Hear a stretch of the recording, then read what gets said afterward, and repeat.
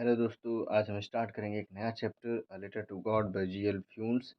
GL Fuentes का पूरा नाम है ग्रिगोरियो लोपेस फ्यून्स। इनका डेथ हुआ था 10 दिसंबर 1966 को।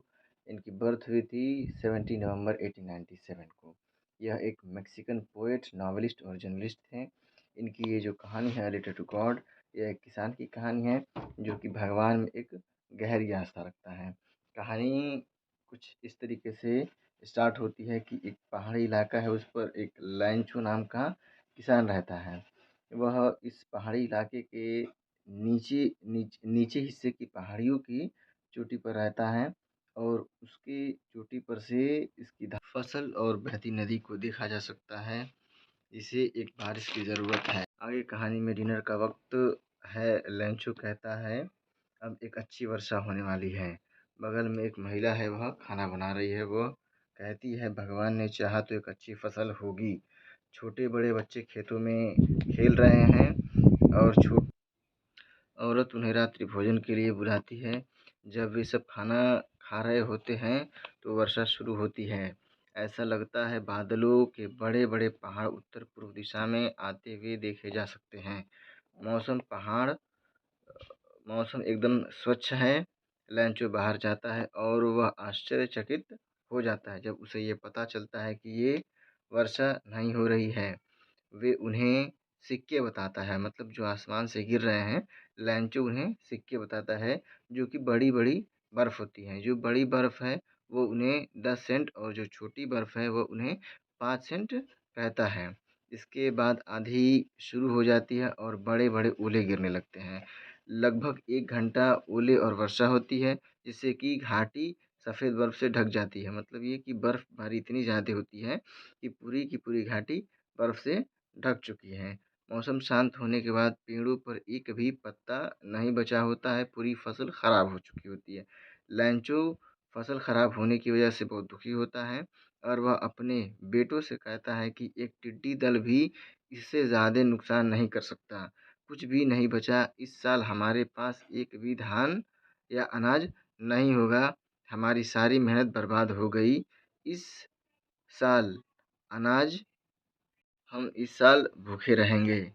नुकसान के बाद घाटी में रह रहे सभी लोगों को भगवान से ही आशा होती है।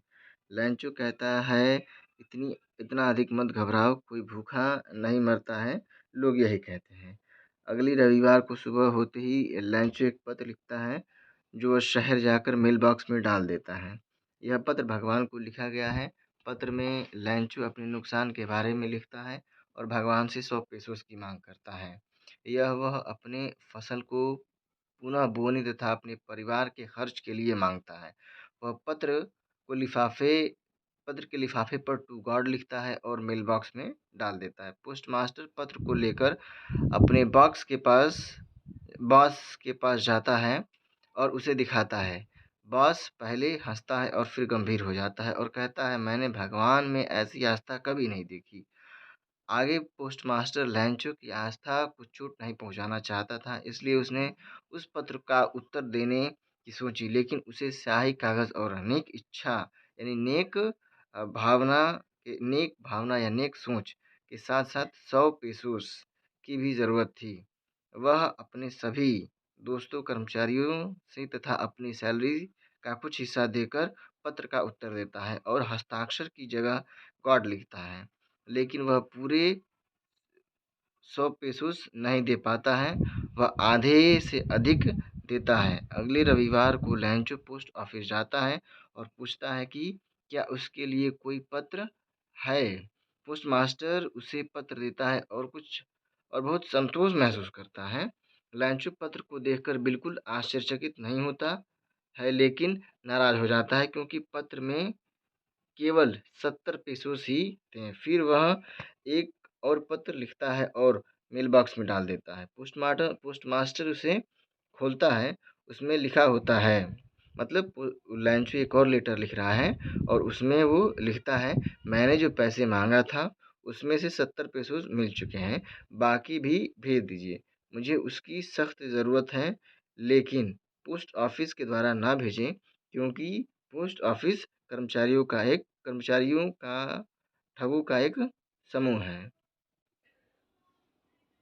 इस तरीके से ये लेसन ख़त्म हो जाता है और इस लेसन से हमें ये समझ में आता है कि लैंचो की जो आस्था है वो भगवान में कितनी डीप है कि जब उसे लेटर मिलता है तो वो थोड़ा-सा भी आश्चर्यचकित नहीं या शॉक्ड नहीं होता है कि उसे भगवान ने रिप्लाई किया है। वो एकदम मानता है कि भगवान उसकी बात सुन रहे हैं, उसको रिप्लाई दे रहे हैं और जो पैसे हैं वो कर्मचारियों के द्वारा ना भेजकर भगवान ने ही भेजे हैं पोस्ट ऑफिस के थ्रू। इसीलिए वो अपने सेकंड लेटर में कर्मचारियों को ठगों का समूह बताता है और पैसे पोस्ट ऑफिस के थ्रू न भेजने की मांग करता है।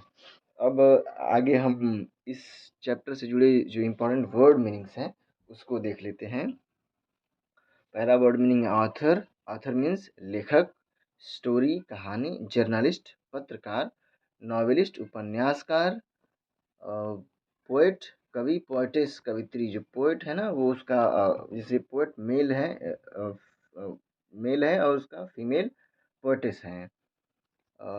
नेक्स्ट है डेपिक्ट्स दर्शाना, अनवेवरिंग अटूट या बहुत मजबूत, नरिश पालन पोषण करना, कॉन्फिडेंस आत्मविश्वास, यील्ड उत्पादन या उपज, एंटायर यानी पूर्ण रूप से, क्रिस्ट ऊपरी हिस्सा या शिखर जिसे बोलते हैं। उसके बाद प्रिडिक्ट कल्पना या भविष्यवाणी, अप्रोचिंग निकट आते हुए, अप्रोच मीन्स जो हम किसी के पास जाएं या कोई हमारे पास आए तो उसे कहते हैं कि अप्रोच करना। तो अप्रोचिंग मीन्स निकट आते हुए। रीज़न कारण, एक्सप्रेशन भाव, रिसेंबल किसी की तरह दिखना, डिस्ट्रॉय नष्ट होना, स्टॉर्म आंधी तूफान, लोकस्ट टिड्डी दल। टिड्डी दल एक कीड़ा होता है जो कि फसलों को बर्बाद करता है। इसे लोकल लैंग्वेज में या फिर गांव की भाषा में सुग्गा भी बोलते हैं। कई लोग टिड्डा बोलते हैं। हंगरी भूख, सॉलिटरी अकेला या एकांत, मेल बॉक्स वह बॉक्स जिसमें चिट्ठी रखी जाती है। लाफ यानी हंसना, एमिएबल खुशमिजाज व्यक्ति जो हमेशा सबसे बात करता हो, खुशी से बात करता हो, कोई भी उससे से बात करने में हिचकिचाहट न रखता हो, ऐसे स्वभाव के आदमी को एमिएबल कहते हैं। ऑब्लाइज्ड मजबूत करना, चैरिटी दान, कंटेंटमेंट संतोषपूर्ण, इमीडिएटली तुरंत। लिफाफे की अंग्रेजी होती है इन्वेलप। और आगे है डाउनपूर यानी भारी वर्षा, हेलस्टॉर्म ओले इविडेंट स्पष्ट, यूजुअल सामान्य, बंच समूह, क्रूक्स यानी ठग। बंच यानी समूह होता है और क्रूक्स यानी ठग। यही लेसन में लास्ट लाइन जो ने इस्तेमाल की थी बंच, क्रूक बंच करके कि मतलब ठगों का समूह, जो कि बैंक कर्मचारियों के लिए उसने कही थी। और इस तरीके से ये लेसन ख़त्म होता है। और इसी तरीके की भरपूर वर्ड मीनिंग और बेहतरीन समरी के लिए मेरे चैनल को सब्सक्राइब करें, वीडियो को लाइक करें और वीडियो को शेयर भी करें। Thank you. जय हिंद, जय भारत।